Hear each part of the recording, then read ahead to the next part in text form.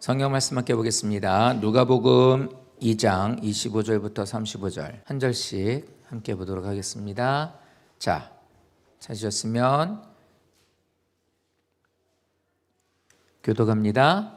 예루살렘에 시몬이라 하는 사람이 있으니 이 사람은 의롭고 경건하여 이스라엘의 위로를 기다리는 자라. 성령이 그 위에 계시더라.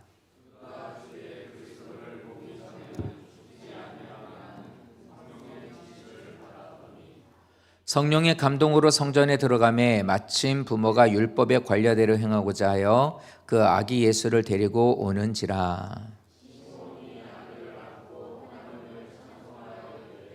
주제여, 이제는 말씀하신 대로 종을 평안히 놓아 주시는도다. 이는 만민 앞에 예비하신 것이요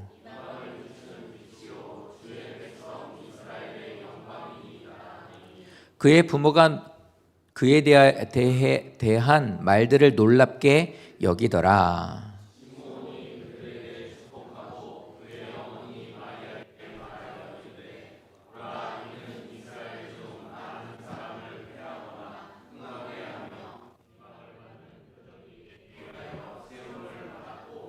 다 같이 또 칼이 내 마음을 찌르듯 하리니 이는 여러 사람의 마음의 생각을 드러내려 함이니라 하더라. 아멘. 자, 오늘은 함께 보신 말씀으로 그리스도를 기다리는 시몬이라는 말씀 제목으로 함께 말씀을 나누도록 합니다. 지금 현재 오늘 또 다음 주 이제 지금이죠. 지금은 대강절입니다. 대강절이란 예수님을, 그러니까 메시아를 기다리는 절기가 대강절이에요. 그래서 성탄절을 맞기 전에 우리가 예수님을 또 메시아 오심을 기다리는, 또 우리가 그것을 기다리면서 오늘 이 말씀을 통해, 이런 말씀들을 통해 우리에게 메시아가 어떤 분이신지를 돌아보고 깨닫고 새기는 시간이 되겠습니다. 오늘 말씀은 구약에서 약속하셨던 예수님께서 이제 오실 것에 대한 것을 기대하죠. 아직 예수님이 우리가 알고 있는 그 예수님이라는 걸 몰라요. 그냥 메시아예요, 메시아. 하나님께서 언약을 해서 우리 민족을 구원하실 메시아가 오신다고 이제 이것을 알고 있었죠. 우리는 이 대강절을 이 땅에 오신 예수님이 아니라 이제 승천하시고 다시 오심을 약속하신 주님을 기다리는 신앙으로서 우리는 준비하는 겁니다. 다시 오실 주님을 우리는 기다리는, 또 예비하는, 또 맞기를 원하는 우리 그러한 마음으로 드리는 시간이 되겠죠. 우리를 사랑하시고 그리고 또 우리를 살리시고 우리에게 소망을 주시고 우리를 찾아오신 예수님, 우리는 언제나 그 예수님을 기다리는 자들이 되는 게 옳죠. 나에게 구원을 베풀어 주신 주님 감사합니다. 그리고 나를 구원해 주시고 나와 함께 하시는 주님 감사합니다. 그리고 주님께서 다시 오시리라고 우리에게 언약하셨으니 우리는 그 언약을 기다립니다. 이제 이렇게 우리는 나가는 거예요. 자, 오늘 말씀을 통해서 그러면 예수님을 기다리는, 오늘 말씀도 마찬가지지만 다시 오실 주님을 맞는 우리들은 어떤 삶을 살아야 되는지를 한번 보자는 겁니다. 25절 말씀을 시작할 때 보시면 이렇게 나오죠. 예루살렘에 시몬이라는 사람이 있었다, 이 얘기를 합니다. 여기서 이제 말하는 이 시몬은 이제 좀 나이가 많은 분이고, 하지만 이 이름으로 봤을 때 이 듣는다라는 이름을 갖고 있는 이름은 이 시대 이 사람들에게 이 지역에서는 되게 흔한 이름이었어요. 그러니까 흔하고 평범하고 그냥 나이가 많고 그냥 우리가 알고 있는 평범한 사람으로서 소개를 하고 있는 거예요. 그러니까 예루살렘에 평범하고 그냥 일반적이고 그냥 우리들이 알고 있는 보통의 사람이 있었어, 이렇게 얘기를 하고 있습니다. 그런데 그 어떤 특정적인 어떤 한 사람을 소개하고 있는 것이 아니라 오늘 여기서 말하고 있는 것은 그거죠. 너야, 너. 이 시간에 예배드리고 있는 우리예요. 우리는 일반적인 사람들이잖아요. 큰 능력이나 어떤 뭔가를 드러낼 수 있는 사람이 아니죠. 성경에는 되게 특별한 이름들이 기록된다고 생각하지만 아니에요. 그렇지 않다는 걸 우리에게 알려주는 거예요. 바로 너야, 아무개 집사야, 너야, 아무개 성도야, 바로 너란다. 하나님 우리에게 이렇게 말씀하시는 거예요. 그러니까 우리인 것을 알려주기 위해서 아주 흔한 이름, 평범한 이름인 저 시몬이라는 사람의 이름을 저기에 기록을 하셨다고 보면 되겠네요. 자, 그런데 저 사람은 자신의 삶이, 인생을 살면서 보니까 인생이, 내 삶이, 그리고 우리의 민족이, 나의 모든 것들이 내 뜻대로 안 된다라는 것을 알아요. 이제는 알아요. 그러니까 인생을 살면서 어떤 사람들은요, 시간을 흐르고 어떤 인생에서 여러 가지 풍파를 맞으면서, 그렇게 하면서 나이를 먹어가면서 인생은 다 그런 것이요, 이렇게 살아가는 사람이 있어요. 그냥 그렇게 그냥 흘려가는 시간을 갖는 사람이 있겠죠. 그런데 오늘 여기 있는 말씀에 보니까 이 사람은요, 아이고 나는 소망이 없네, 그냥 뭐 하나 내 마음대로 하려고 해도 이게 잘 안 되네, 우리 민족도 마찬가지야, 이렇게 얘기를 해요. 뭐 아까 우리 나라를 위해서도 기도했지만 우리나라 되게 좀 혼란스럽죠. 그러니까 누가 대통령이 되느냐, 그 다음은 누구냐, 막 이런 것 때문에 싸움박질하고 있지만 사실 제일 걱정은 이게 흔들려 버리게 되니까 우리는 지금 계속해서 우리나라에 대한 모든 것들이 다 지금 마치 배에 물이 들어가는 것처럼 그냥 계속해서 물이 들어오고 있는 거, 가라앉고 있는 것 같은 느낌. 그런데 큰 문제인 것 같아요. 그러니까 지금 환율은 올라가고 계속해서 우리나라를 바라보고 있는 이제 외신들은, 외국에서는 또 그런 것들로 인해서 신용은 떨어져가고 이제 이러면 큰일이거든요. 수출은 막히고 이제 이런 일들이 혼란 가운데 일어나니까 이게 정말 걱정이 되겠죠. 근데 이런 우리들의 이 상황이 아니에요. 이 사람이 지금 겪고 있는 것은, 시몬이라고 하는 이 사람이 지금 당하고 있는 이 상황 가운데 나이를 먹고 인생을 살고 있는 나도 뜻대로 안 되는구나, 힘들구나, 어렵구나 라는 것을 알고 있어요. 인생은 내 마음대로 되는 게 아니라는 걸 알아요. 이 사람이 지금 갖고 있는 나라나 민족도 마찬가지인데 이 사람들은 지금 로마의 식민 백성이에요. 로마의 식민지로서 살고 있다고요. 그러니까 로마의 통치 아래 거하고 있어요. 그러니까 자유가 없죠. 세상에 어떤 나라가, 힘센 나라가 힘약한 나라를 딱 자기네가 차지하고서 우리 백성이나 니네 백성이나 똑같은 백성이니까 또 동등하게 할게, 이런 사람이 어디 있습니까? 다 그들을 자기네 종으로 쓰거나 군림하려고 하지. 그건 마찬가지예요. 이스라엘도 로마의 통치 아래서 힘들고 어려운 거예요. 억압을 당하고 있는 상태예요. 이런 상태예요. 그러니까 이 사람은 인생도 나이를 먹고 살다 보니까 뜻대로 안 되고 힘들어요. 어려워요. 인생 사는 게 참 너무 어려워요. 이러고 있고, 우리나라요, 우린 저 로마의 밑에서 지금 억압 가운데 살고 있어요. 우리 주권도 다 뺏기고요. 자유가 없어요. 힘들어요. 이 상태에 있는 게 지금 저 시몬이에요. 그러니까 우리들의 상태 우리하고도 비교를 해보자고. 똑같단 말이에요. 우리의 인생이 우리들의 뜻대로 되지 않아요. 절대로 그렇지 않아요. 그래서 이 사람은 어떻게 하느냐, 예루살렘에 시몬이라는 사람이 있는데 이 사람이 뭐 하냐면은 세 번째 줄, 이스라엘의 위로를 기다려요. 나를 구원해 줄 자가 누구고 나를 잡아줄 수 있는 게 누구일까? 이것에 대해서 이 사람은 위로를 기다리는 사람이라고 말하고 있는 겁니다. 그러니까 이 사람은 모든 일들에 있어서 지금까지 살아온 모든 것에 대한, 이 모든 문제에 대한 것은 두 가지입니다. 인생에 대한 것들에 대한 것을, 문제를 누가 나를 위로해 줄까? 여기서 위로라는 것에 대한 것은 내 눈물을 닦아주고 나를 안식을 줄 수 있는 게 누구냐는 거예요. 내 인생의 모든 문제를 해결해 주고 나에게 기쁨을 주고 평안을 줄 수 있는 자가 누구이냐? 이것에 대한 위로를 기다린다는 것. 두 번째, 이것에 대한 아까 말씀드린 것처럼 국가적인 문제에 있어서 누가 우리를 해방시켜 줄 것이냐, 이 얘기를 하고 있는 거예요. 이 두 가지 문제를 갖고 있는 겁니다. 자, 그런데 지금 말씀을 드렸던 것처럼 인생을 살면서 우리들이 녹록치 않은 인생살이에 대한 것들 힘들지만, 두 번째로 말하고 있는 것은 뭐냐면, 이 사람은 지금 현재 우리는 지금 어려워, 이 정치적으로 어려움을 당하고 있는데, 이 정치적으로 어려움을 당하고 있는 이유가 뭐였냐는 거예요. 이 사람에게 지금 복음을 전해주는 사람이 없어요. 이 사람에게 있어 진리에 깨어있는 사람이 없는 거예요. 이 시대는 시몬이라고 하는 할아버지가 가만히 생각해 봤더니 내가 지금 살아오는 가정 보니까 복음을 전하는 사람이 없어. 예전에 있었던 우리 선지자들처럼 하나님 말씀을 갖고 너희들 그러면 안 돼 라고 하면 나를 흔들어 깨워주지를 않아. 그런 사람이 어디에도 없는 거예요. 목사가 없거나 복음을 전하는 사람이 없는 게 아니에요. 있어요. 그런데 이 사람들이 하나님의 진리의 복음을 전하는 사람이 없는 거예요. 근데 생각을 해봤더니 나이가 많죠. 그러니까 이 사람이 근 100년을 살면서 근데 내 생에 없는데 우리 아버지 때도 그런 자가 없었지. 우리 할아버지는 어떻지? 이 사람이 생각하는 자기의 영역 안에서 봤을 때 자기의 조상인 아빠, 그 아버지의 아빠인 할아버지까지 생각해 봤더니 없는 거예요. 그런데 이 사람이 생각하고 있는 것들의 성경을 들여다봤더니 말라기 선지자를 끝내고 나서 400년 동안에 정말 그런 사람이 없었어요. 그 시대예요. 그 시대에 복음이 없는 거예요. 하나님의 말씀을 갖고서 심장을 울릴 수 있는 목회자가 없었던 거예요.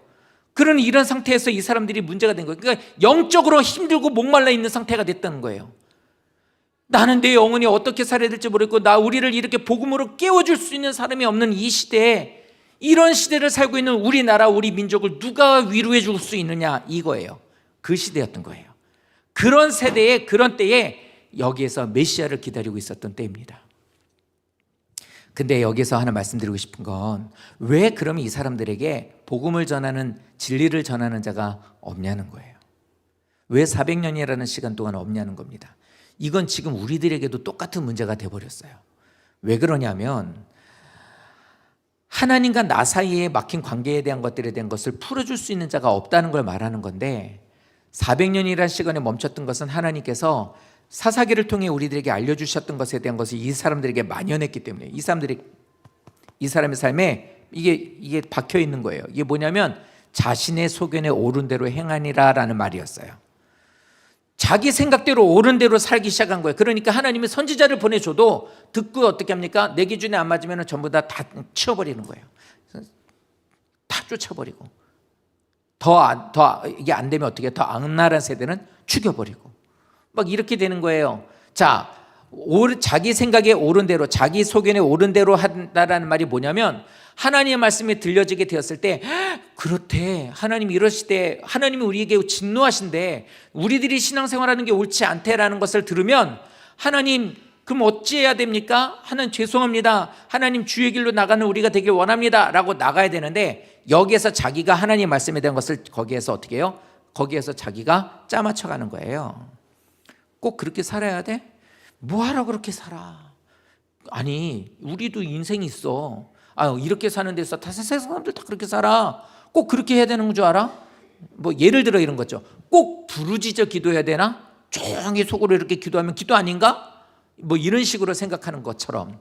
그래서 이게 다른 말로 하면 뭐냐? 재단지라는 거예요.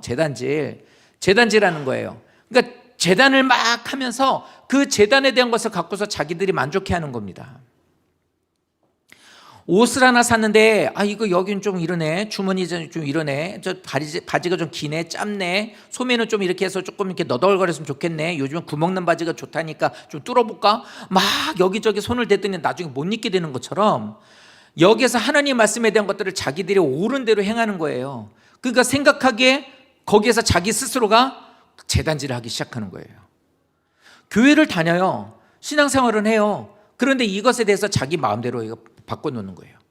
이게 시대마다 있었고 세대들마다 그런 것들이 꼭 있었더라고요. 지금 근래에서 가장 극심하게 된 이유가 뭐냐, 지금 청년 세대가 무너지게 되는 가장 큰 계기가 됐던 게 뭐냐면 코로나였어요. 코로나라고 하는 전염병이 문제가 된 게 아니에요. 코로나가 들어옴으로 인해서 이 사람들이 예배드리는 방식이 싹 다 바뀌어버렸어요. 지금 기존에 다니고 있었던 청년과 신앙생활하고 있었던 청년의 50%가 전부 다 생각을 바꿔버렸어요. 그게 뭐냐면 영상 예배예요. 교회 안 가요. 영상으로 예배해요. 새벽기도 하시는 성도님들, 영상으로 하시는 분들, 정말로 딱 새벽기도 하시기 전에 이항복 집사님이면 그럴 것 같네. 새벽기도 같은 거면 싹 세수하고 딱 옷 입고 딱 식탁에 앉아서 정결하게 딱 앉아서 바른 자세로 예배 끝까지 이렇게 하십니까? 집사님이라면 그렇게 하실 것 같아요, 제 기준으로. 하지만 일반적으로 많은 사람들 그렇게 잘 안 해요. 누워서 하다가 보면 전화 오면 이쪽으로는 설교 듣고 이쪽으로는 난 얘기하죠. 알지, 알아, 약속, 이러면서 이러기도 하고. 새벽기도는 어떻게? 누워서 해요. 어떤 분도 고백하시더라고. 누워서 이러고 있다 떨겼다고. 그냥 졸다가 그냥 툭 하고 얼굴로 떨겨버리는 거예요. 영상으로 예배를 드리기 시작하면서부터 굳이 교회를 가서 예배를 드리지 않아도 되는구나, 이렇게 해서 들으면 되지. 지금이 말씀의 홍수 시대래요. 그러니까 어디를 열어도 틀어도 어디를 핸드폰으로 열어도 설교 말씀은 그냥 샘물처럼 폭포수처럼 이제 흘러나오니까, 그러니까 그걸 예배라고 생각하면서 예배를 그렇게 드리게 된 겁니다. 그게 제단질이에요. 이렇게 하면서 자기 소견이 옳은 대로 말씀에 대한 것들을 자기가 원하는 대로 이런 것들을 이런 식으로 하게 되니까 이것으로 인해서 어떻게 돼요? 하나님과 나 사이가 계속해서 간격이 벌어지게 되는 거예요. 그 사이를 죄라는 것으로 인해서 계속해서 간격이 벌어지게 되는 겁니다. 수도가 얼어 터지는 게 왜 그래요? 물을 꼭 잠가 놓고 있으면 거기에 물이 들어가서 들어있는 물이 그거에서 팽창되니까 그게 벌어지는 거잖아요. 그래서 거기서 그게 터지는 거예요. 마치 그와 같이 하나님과 나 사이가 벌어지면서 그 사이를 어떻게 해요? 죄라는 게 점점 들어와서 그것을 팽창시켜서 하나님과 나 사이를 터뜨려 버리는 거예요. 하나님께로 가까이 가지 못해요. 죄라는 것은 이렇게 우리에게서 하나님에게서 멀어지게 만들어 놓는 게 되는 겁니다. 이 사람들이 그 생활이 시작되었고 이렇게 해서 하나님이 거기에서 침묵하시게 된 게 400년이나 지난 거예요. 이런 시대를 살고 있었던 이때에 평범하고 나이 많았었던 일반적인 사람이 거기에서 그것에 대해서 소망이 없음을 깨달은 거예요. 그래서 거기에서 하나님을 기다리게 된 거예요. 지금 성도님들이 진짜 하나님을 믿고 계시는 성도님이시라면 누구든지 우리는 누구에게 함부로 말할 수는 없으나 우리는 여기서 예배를 똑같은 모습으로 드리고 있어서 나는 하나님을 믿는다고 말하는 분들로 앉아 있으니 우리는 다 똑같은 모습이라고 생각하지만 여기에서 이제 달라지게 되는 거예요. 하나님을 믿는 우리들이 나한텐 진짜 소망이 없다, 나와 하나님 사이가 벌어진 것은 죄로 인해서다, 이 간격에 대한 것을 어떻게 메꿀 수 있을까, 이 고민이 되고 이것으로 인해서 나는 소망이 없어, 다른 걸로 메꾸려고 이때까지 했었으나 안 돼, 어떤 사람으로 어떤 정권이 와도 우리가 이 사람이면 괜찮을 거야 라고 하지만 시간이 흐르면은 이게 온전한 사람이 없다라는 걸 우리는 알고 있거든요. 이렇게 되는 인생에 대한 것과 나라와 모든 정책인 것을 안다면 우리들은 여기에서 생각을 다시 해야 된다는 거예요. 여기 와서 앉아 계셔서 예배드리는 성도라면 하나님이 나에게 있어서 맞아요, 내 인생에 있어서 나는 정말 답이 없더라고요. 그래서 저는 하나님께 소망을 겁니다. 맞아요, 우리들의 모든 것들에 대한 것은 정답이 없더라고요. 나에게 있는 모든 이 위기를 누가 이것을 해결해 줄 수 있을지 정말 암담합니다. 보니 정말 하나님 외에는 없습니다 라고 하는 게 저 3번째 줄 나오는 여호와의 이스라엘의 위로를 기다리는 자라고 말할 수 있는 거래요. 이렇게 주를 기다리십니까? 진짜 하나님이 내 소망이라고 생각하시고 살아요? 정말로 우리에게서 소망은 하나님 외에는 없다고 믿습니까? 그것으로 예배하고 그 마음으로 그러기 때문에 나는 교회로 왔다면 성도님들은 복된 성도예요.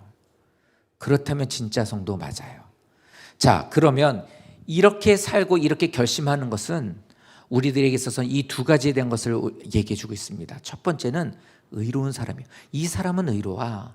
그렇게 우리가 생각하고 살고 있는 우리를 보고 하나님 말씀하시는 게 뭐냐면 이렇대요. 이 사람은 의로와.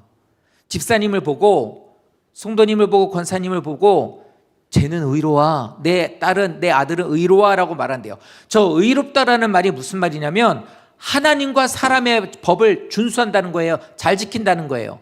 쟤는 내 법을 잘 지켜. 쟤는 세상의 법을 잘 지켜. 왜 하나님의 법과 세상의 법을 잘 지킨다고 겹쳐서 말하냐면 하나님의 법 안에는 세상 법이 들어있기 때문이에요. 무슨 말이냐면 하나님을 잘 섬기는 사람이 이렇게 말씀하세요. 예배 잘 드리는 사람, 기도 잘하는 사람, 성경 많이 보는 사람만을 말하는 게 아니라 이 사람은 하나님 우리에게 주신 일반적인 법들도 잘 지킨단 말이에요. 너 하나님은 너 경외하냐? 그러면 너 부모도 공경해야 되는 거야. 그래서 그 사람은 하나님의 말씀을 알고 하나님도 경외하죠. 부모도 공경하는 거예요. 너 아무리 이웃 사람한테 있는 거 저게 좋아 보여도 너 그걸 절대로 탐내면 안 된다. 이게 하나님 우리에게 주신 말씀이거든요. 그러니까 하나님의 말씀으로 아멘하며 그 길을 걷는 사람이지만 세상적으로도 이 사람은 하나님 말씀하신 걸 듣고 남의 것을 탐내지 않아요. 이렇단 말이에요. 그러니까 의로운 사람이라는 건 하나님 보시기에도 하나님의 법을 준수하는 사람이며 세상 법에서도 준수하는 사람이 되는 거예요. 그러니까 하나님을 경외하는 사람이라면 바뀌는 법도 잘 지키는 사람이 하나님을 옳게 섬기는 사람이고 그 사람을 옳다라고 말씀하신다는 거예요. 교회 안에서만 잘하면 안 된다고요. 교회에서는 막 집사님, 권사님 어째요 이러면서 믿음 좋은 척하고 멋쩍고 해도 나가서도 사람들에게 좋은 소리를 들을 수 있어야 된단 말이에요. 그거 안 되면 저 사람하고 가까이 하면 안 돼. 저 사람은 어때 저때 이런 말 듣는데 교회 와가지고는 자기가 하나님을 잘 섬긴다고? 의롭지 못한 사람이에요. 그렇기 때문에 진짜 하나님을 성도님들이 의롭다고 하나님께 소망을 두고 진짜 나는 하나님을 기다립니다 라고 말하는 성도라면 하나님이 주시는 말씀도 지키며 나가서도 그것에 대한 것을 하나님 말씀을 지키는 자가 되는 게 맞아요. 그게 의로운 자래요. 두 번째로 이 사람 또 뭐라고 하면 이 사람은 경건해 라고 말합니다. 경건하다고 말하는 것은 하나님 앞에 헌신된 사람이라고 말하는 거예요. 쟤는 하나님께 헌신된 사람이야. 하나님이 이렇게 말한대요. 세상 살이하면서도 세상 사람들에게 빛이 되는 삶을 살기도 하지만 쟤는 나에게 있어서 나에게 경건한 사람이야. 이 경건하다라는 말을 가장 두드러지게 말할 수 있는 것은 하나님을 우선순위로 두고 있다는 거예요. 세상 살면서 돈을 벌어야 되니까 나가고 이러니까 나가고 예배 시간 이러니까는 잘라서 버리고 난 이래서 난 못 나가고 저래서 이렇게 막 잘라버리고 이렇게 저렇게 다 잘라버리고 나서 자기가 하나님을 경외한대. 그거 거짓말이에요. 진짜 하나님을 믿고 하나님의 소망을 두는 사람은요 우선순위에서 그걸 먼저 정해요. 그러니까 성도님들 잘 생각을 해봐요. 내가 뭔가를 할 때 뭐가 우선순위로 돼 있는지, 뭐가 틀려져 있을 때 뭔가 이게 왜 틀려져 있지, 뭐가 문제지라고 생각할 때 이게 문제가 될 때는 반드시 우선순위가 문제가 돼요. 그 우선순위를 바꿔놓지 않으면 이건 경건하다고 말할 수가 없습니다. 근데 이게 우리들의 인생에서 이런 일들이 많거든요. 자, 수많은 사람들이 눈앞에 전개되고 있는 많은 타락과 불신에 대한 것들, 아까 얘기했었던 것처럼 여러 가지에 대한 합리화시키는 재단질하고 있는 일들이 수도 없이 우리들에게는 계속해서 우리들의 귓가에 바람을 불어 넣어요. 너 이렇게 그렇게까지 믿을 필요 없어. 야, 좀 쉬어. 몸 안 좋을 때는 기도도 쉬는 거야. 야, 꼭 그렇게 예배를 따박따박 지켜야 되냐? 수도 없이 많은 일들에 대한 것과 사건들을 통해 우리들에게 그런 일들을 얘기합니다. 그런데요, 어제까지 교회를 잘 다녔던 사람이 오늘은 세상의 유혹과 여러 가지 이유로 인해서 여러 가지 그 합리화와 재단질로 인해서 쓸려버리는 사람이 많아요. 수도 없이 많아요. 교회를 다니다가 중학교 때, 고등학교 때, 청년 때 하나님을 떠나버린 사람들이 한둘이 아니거든요. 그러니까 이러다가 전도하다 보면 그런 사람들 많아요. 그래서 하나님 믿으세요. 저도 교회 압니다. 다녔습니다. 그럼 왜 안 다니세요? 저도 다녔었는데요. 그러면서 거기서 자기가 언제까지 신앙생활을 했다는 것을 자랑 삼아 얘기를 해요. 안다고. 그게 중요한 게 아니란 말이에요. 우리들의 신앙생활하는 데 있어서 이게 문제가 돼요. 그러니까 결국 뭐냐면 많은 사람들이 세상 유혹과 여러 가지에 대한 이 이야기들로 인해서 쓸려가 버린 거예요. 근데 그게 되지 않으려면 뭘 해야 되느냐? 우선순위를 바로 잡으래요. 즉 경건의 삶을 살아야 된다고 우리에게 알려주는 거예요. 사랑하는 성도 여러분, 두 가지입니다. 오늘 말씀 학생들과 함께 말씀 나눌 때 욥에 대해서 하나님께서 뭐라고 정의하냐면 그는 정직하고 의롭다고 얘기를 해요. 정직이라는 것이 여기서 말하는 의로움이고 하나님을 향하여 경건하다는 말이 우선순위였다는 거예요. 물질의 부여함이 있어도 나에게 물질의 부여함이 있는 것은 하나님을 잘 믿었기 때문이야 라는 것이 아니라 반대로 나는 물질을 많아지기 위해서 하나님을 믿는 사람이야, 이것도 아니었어요. 하나님을 이용하는 사람이 아니라 모든 물질과 모든 것에 대한 저울질로 인해서 내 기준으로 차고 넘치면 하나님을 찬양, 없으면 하나님 어떻게 나한테 이럴 수 있어요가 아니라 모든 기준의 우선순위는 하나님이었어요. 모든 기준의 우선은. 육신의 질병이 있어도 하나님이 우선이고, 내가 원하는 만큼에 대한 수입이 없어도 하나님이 우선이고, 주변에 있는 사람들이 나에게 그것에 대해서 비난하여도 나는 하나님이 우선이었고, 이게 하나님을 경외하는 사람이고 이게 의롭고 경건한 사람이더라고요. 이거예요. 이렇게 살아야 되더라고요. 자, 그런데 이렇게 우리 다 못 살아요. 이렇게 사는 사람이라고 한다면, 이런 사람만 구원받는다고 한다면 우리는 구원받을 자격 없죠. 그럼 뭐냐? 저 말은, 의롭다 경건하다라는 말은 하나님 살아보니까 안 되겠더라고요. 그래서 하나님께 모든 걸 맡깁니다.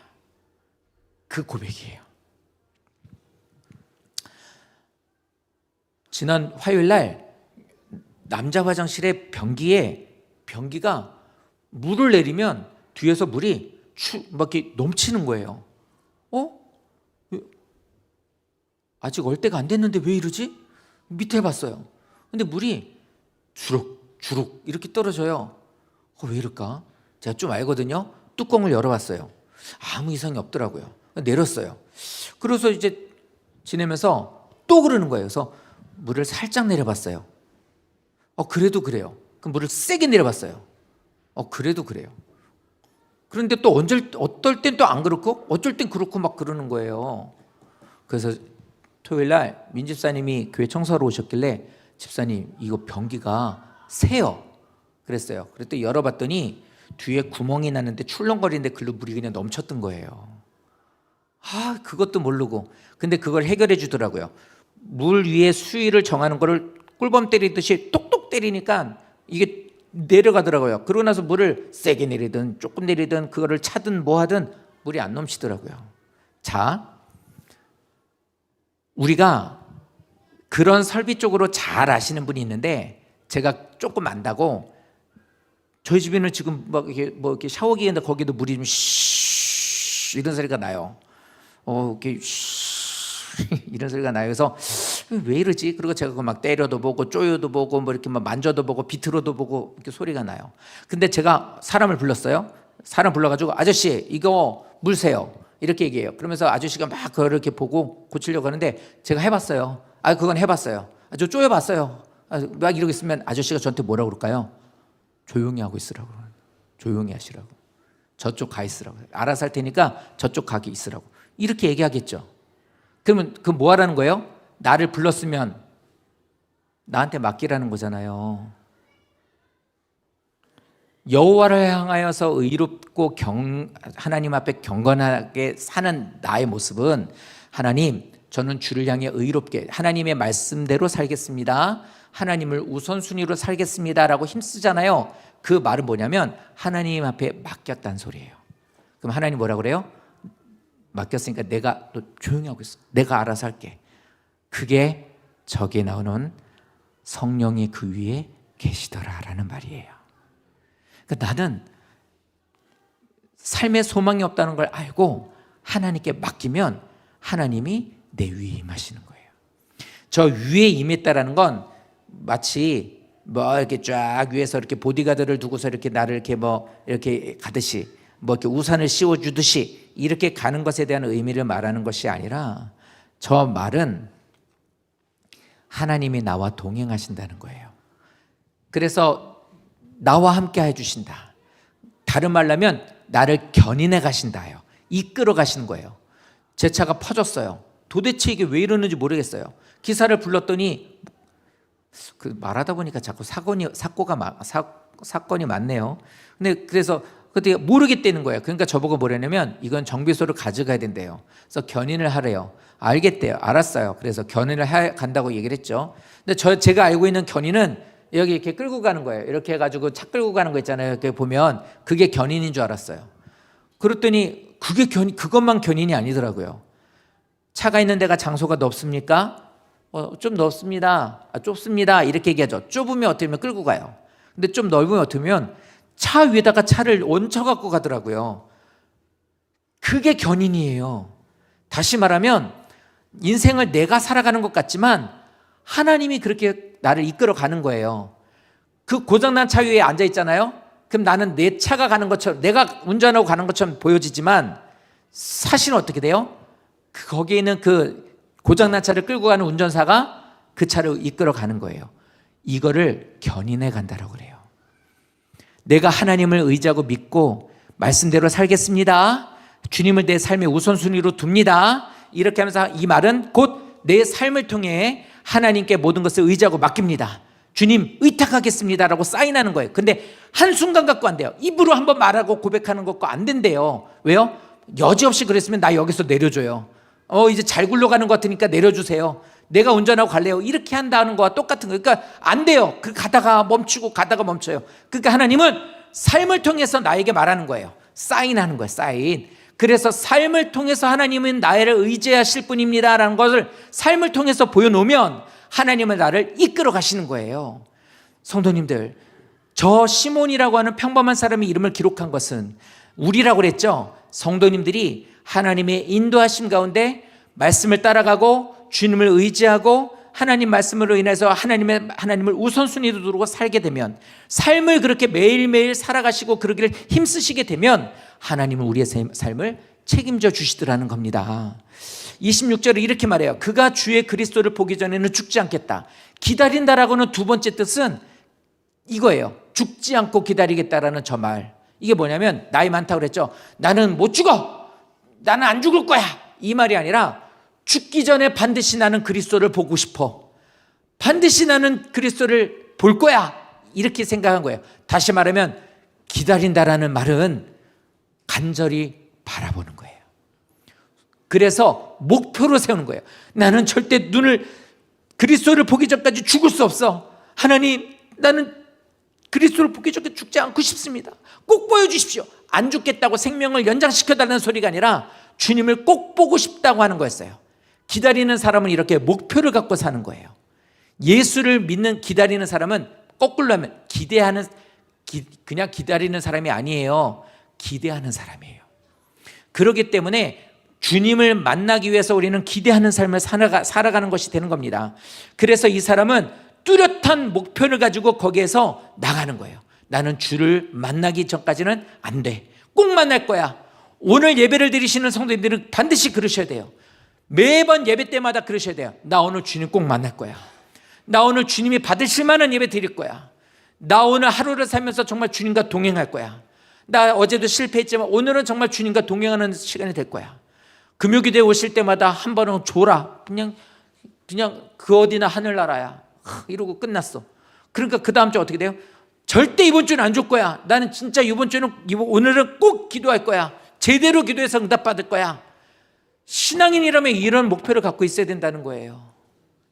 그러니까 예수를 만나는 것에 대해 이것이 있어야 된다고요. 그래서 하나님을 믿는 우리들에게서 이 땅에서 사는 우리들의 삶 속에는 저런 목표의식을 갖고 반드시 저걸 사명으로 갖고 살아야 되는 거예요. 그래서 저 사명을 갖고 살았던 사람은 어느 시대나 똑같더라고요. 똑같아요. 그래서 마지막 때 예수님께서 부활하시고 승천하시고 난 뒤 저 사명을 해서 나는 예수님을 꼭 만날 거야, 재림하실 예수님을 꼭 만날 거야 라고 했었던 사람은 요한계시록 22장 말씀에 그렇게 말해요. 아멘, 주 예수여 어서 오시옵소서. 이 말은 나는 주님을 꼭 만날 겁니다, 그 얘기를 하고 있는 거예요. 주님을 꼭 만나기를 소망하고 그것을 기다리는 사람, 그것을 기대하는 삶을 살더라는 겁니다.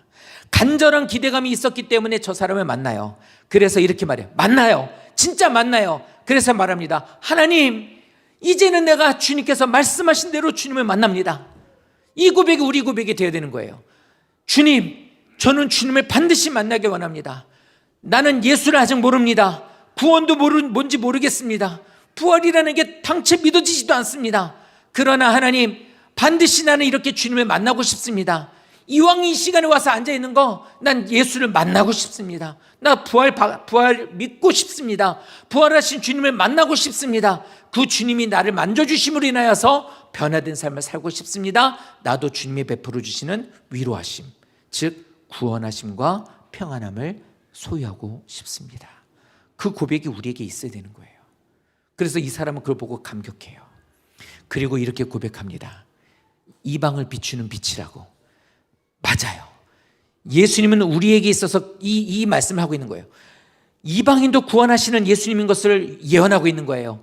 이 땅 반대쪽에 있었던 유대 땅에 말씀을 받았었던 이스라엘 사람들만 구원하기 위해서 오신 분이 아니라 반대쪽에 살고 있는 우리들과 죄로 인해서 죽을 수밖에 없는 우리들을 위해서도 이 땅에 오신 주님이라는 걸 알게 하신 거예요. 그래서 죄의 값은 사망이고 이 사망으로 인해서 우리는 영원히 죽을 수밖에 없는 우리들이지만 우리들을 위해서 예수님께서는 찾아오셨다는 거예요. 그래서 먼 미래이고 먼 과거이고 지구의 반대쪽에 멀리 있는, 거리적으로도 시간적으로도 멀리 있었던 예수님이 지금 우리들에게도 찾아오셔서 우리들에게 구원을 얘기해 주시는 거라고요. 그래서 성도님들, 우리가 다시 오실 예수님을 반드시 만날 수 있는, 오직 위로하시는 예수 그리스도가 우리의 구주이신 것을 기다리는 우리가 됐으면 좋겠어요. 이것을 믿는 우리들이 되어야만 합니다. 그래서 이 사람이 저 사람이 고백한 것처럼 우리들도 이 예수님을 반드시 만나는 우리가 되어야만 합니다. 구원자 예수 그리스도만이 진실되고 우리를 구원하실 수 있는 분이라는 걸 꼭 믿으세요. 죽으면 끝나는 거 아니에요. 이렇게 해서 죽고 끝날 거면 이 세상에서 이렇게 교회 다니는 사람들이 제일 불쌍하다고 성경에 나오잖아요. 아니래요. 그리고 성경을 통해서 우리들이 이것이 끝이 아니라는 걸 계속 알려주고 있어요. 그러므로 우리는 예수님을 믿는데 그냥 머리로만 믿는 것이 아니라 합리적으로 그냥 내가 그냥 믿고 싶은 대로만 믿는 것이 아니라 말씀을 의지하고 그 말씀을 따라가고 언제나 주님을 우리가 우선순위로 두며 언제나 주님과 나 사이를 좁혀가는 자가 되어야 된다는 거예요.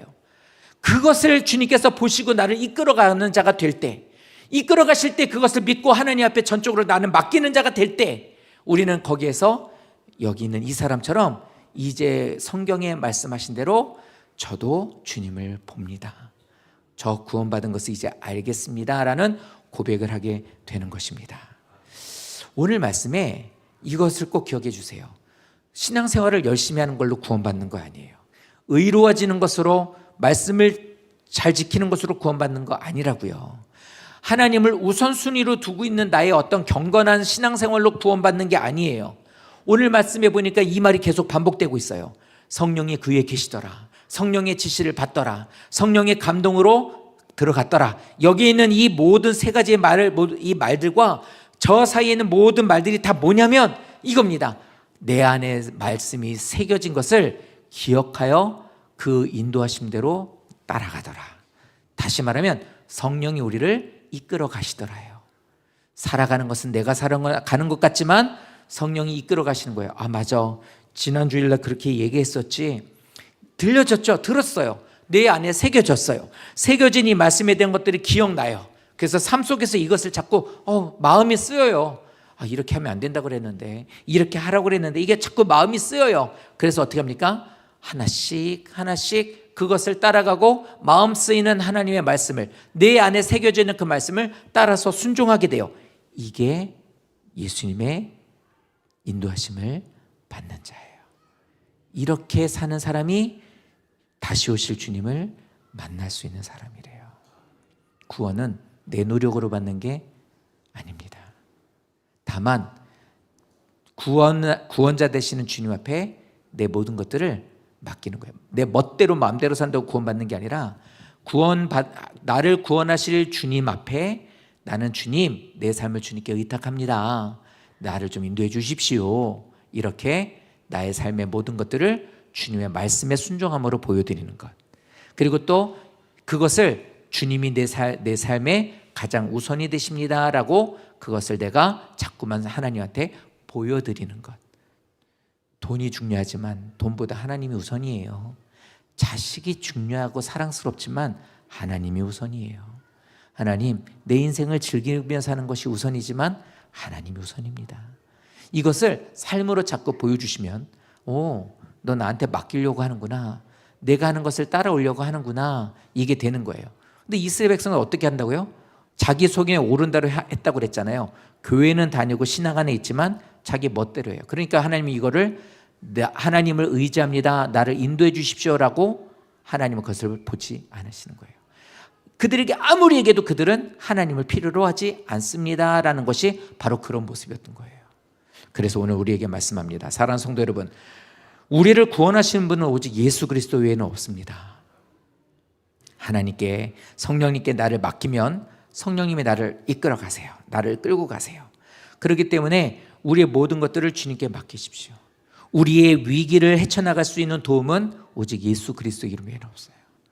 성탄절을 곧 있으면 맞습니다. 왜 성탄절이 되면 우리들이 왜 마니또를 하는 줄 아세요? 왜 우리가 전야제라면서 이렇게 막 늦게까지 모여서 막 애들 연습하고 이렇게 하는지 아세요? 왜 우리끼리 막 아이들 이렇게 선물 사주고 이렇게 하는지 아십니까? 우리가 우리에게 오실 주님을 우리가 맞을 준비를 기뻐하는 거예요. 주님께서 우리에게 베풀어 주신 내가 기대하고 있는 그 기대를 우리가 서로 그거를 나누자는 거예요. 우리 즐겁자고 하는 게 아니라. 아십니까? 성탄절 하면 제일 먼저 떠오르는 게 뭐예요? 말구유예요? 아기 예수예요? 산타크로스입니다.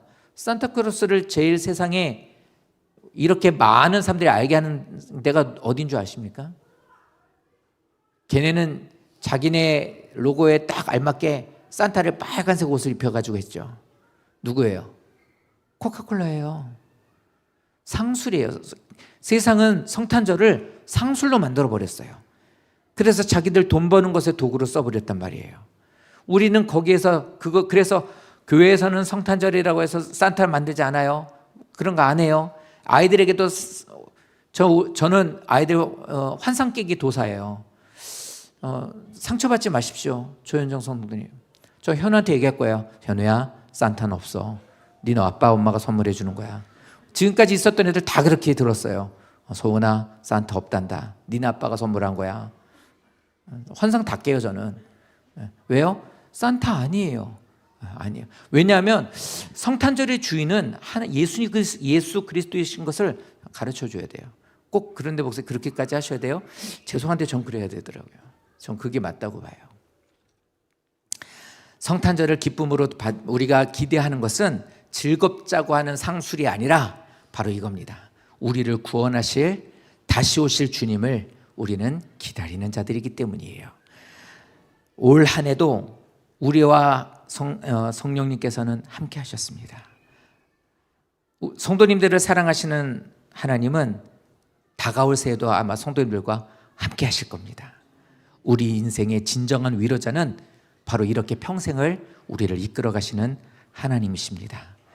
그것을 기억하시고 언제나 오늘 이 시몬처럼 평범하지만 언제나 의롭게 경건하게 하나님을 말씀을 잘 따라가고 하나님을 우선순위로 두어서 하나님의 인도하심을 받아가시는 성도 되시기를 예수님 이름으로 축원드립니다.